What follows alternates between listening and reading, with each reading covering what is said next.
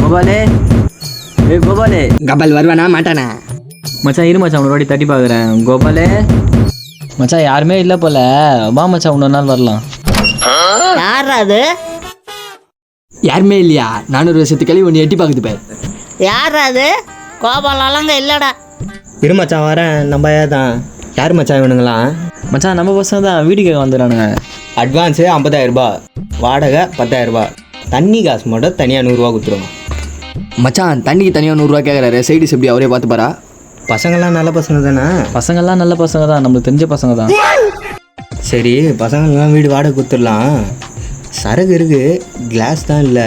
என்ன பார்க்க முடியுமா? இந்தாண்ணா கிளாஸு. என்னடா இது? பிளாஸ்டிக் கிளாஸில் குச்சா தொண்டெல்லாம் எரியுதுண்ணா, அதான் சில்வர் கிளாஸ்.